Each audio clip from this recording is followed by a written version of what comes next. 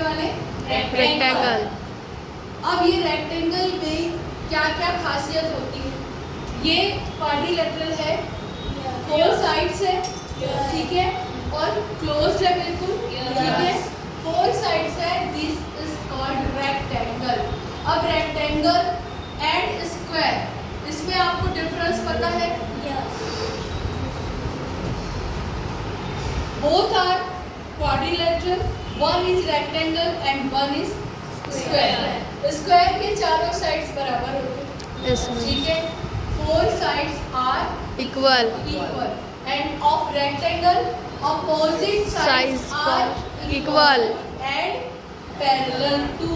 Means ये देखो parallel भी है, दोनों साइड्स पैरेलल भी है, ये वाला साइड इसके पैरेलल है और इक्वल है, ये साइड इसके पैरेलल है और इक्वल है। स्क्वायर में पैरेलल तो होंगे ही अपोजिट साइड, बट क्या होंगे?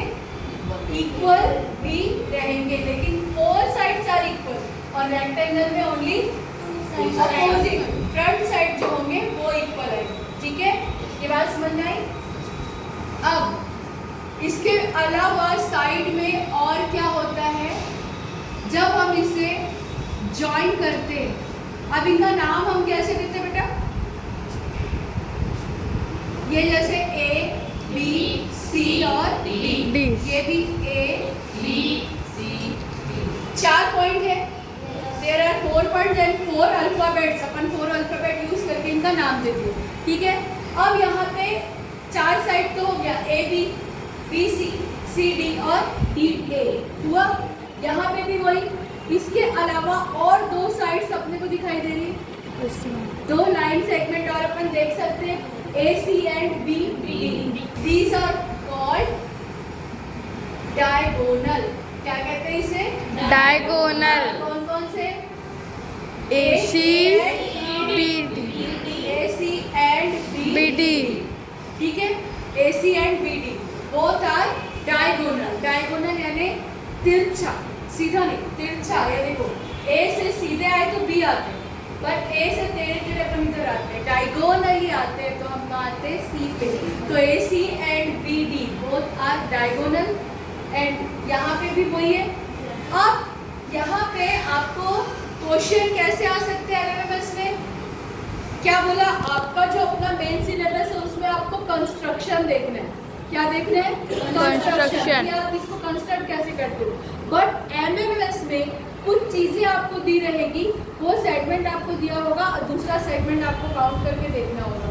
कुछ प्रॉपर्टीज का हमें यहाँ पे यूज करना पड़ेगा।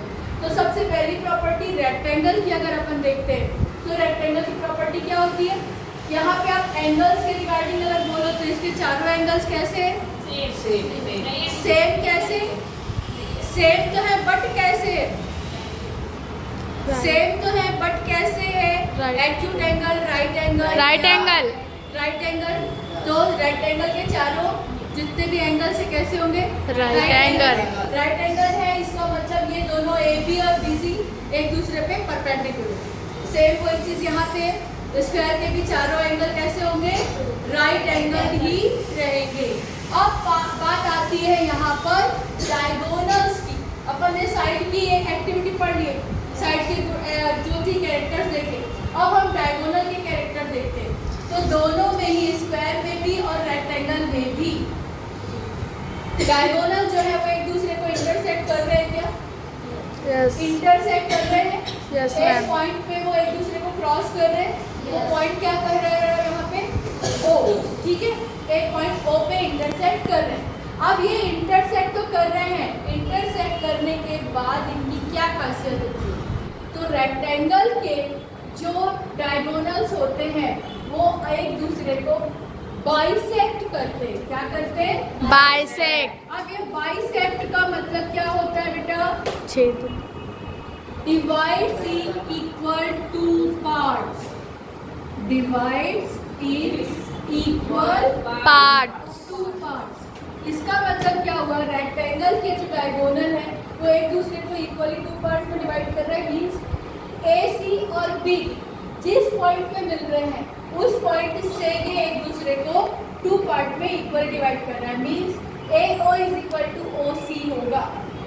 क्योंकि उनका इंटरसेक्शन पॉइंट है O, तो ये O is equal to OC होगा और BD इज इक्वल BD में BO और OD आएगा, तो BO is equal to OD। ठीक है, ये बात समझ में आई? Means bisect equally two part में डिवाइड करना, तो ये पार्ट और ये पार्ट। अब ये जब ये डायगोनल यहाँ पे कट कर रहे हैं, तो ये वाला पॉइंट जो होगा वो AC को दो इक्वल पार्ट में डिवाइड करेगा और यही पॉइंट BD को भी दो इक्वल पार्ट में डिवाइड करेगा। अब अगर हमें किसी रेक्टेंगल का एक डायगोनल पता है या डायगोनल का एक साइड पता है, तो अपन कंप्लीट डायगोनल निकाल सकते हैं। ठीक है, स्क्वायर में यही खासियत होती है, बाइसेक्ट तो करते ही है, लेकिन उनके जो एंगल बनते हैं ये भी कैसे होते हैं? परपेंडिकुलर होते हैं। डायगोनल जब एक दूसरे को स्क्वायर पे बाइसेक्ट करते हैं तो उनके एंगल भी 90 डिग्री के बनते हैं। आपको डिफरेंस दिख रहा है? ये 90 डिग्री दिख रहा है क्या? ये एंगल 90 डिग्री दिख रहा है क्या? लेकिन ये जब अपन मैच करते तो बराबर 90 डिग्री में ही कट करते हैं। और ये क्या करते हैं? एंगल्स को बाइसेक्ट करते हैं। एंगल को भी क्या करते हैं? बाइसेक्ट यानी इक्वली टू पार्ट में डिवाइड करते हैं। तो अगर हमें डायगोनल दिया और एक एंगल दिया हुआ है तो अपन दूसरा एंगल निकाल सकते हैं। एंगल्स की को भी अपन फाइंड आउट कर सकते हैं। और साइड दिया हुआ है तो एक साइड तो दूसरा साइड पे निकाल सकते हैं। ठीक है, एरिया निकाल सकते हैं। एरिया का formula, look at this diagram.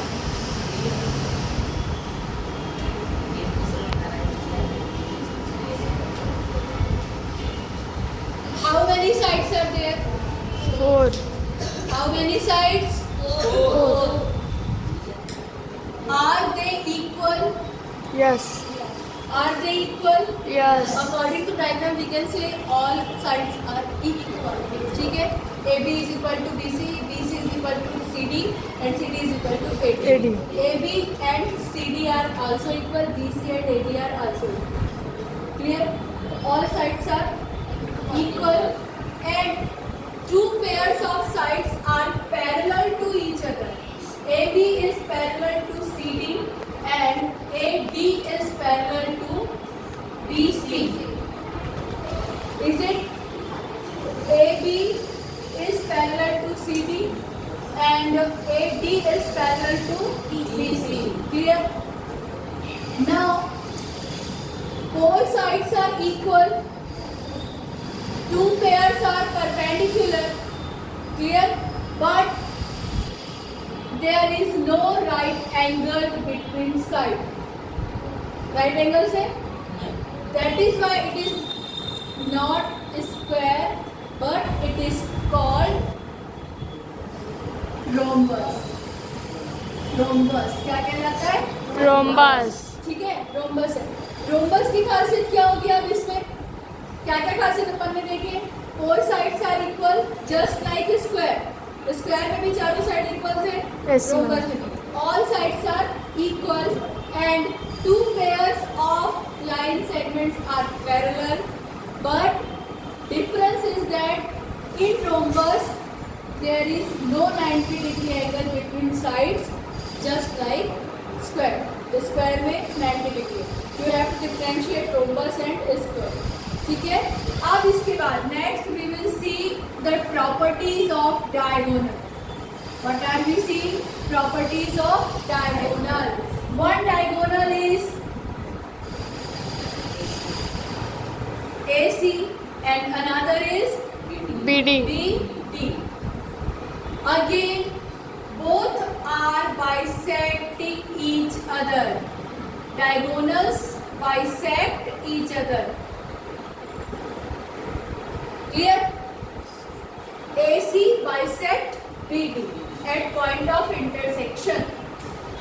At point of intersection, both the diagonals bisect each other.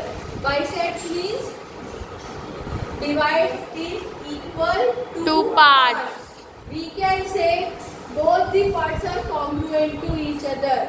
AO and OC and DO and OB. BO is congruent to OB. Equals are both, they are equals. Clear?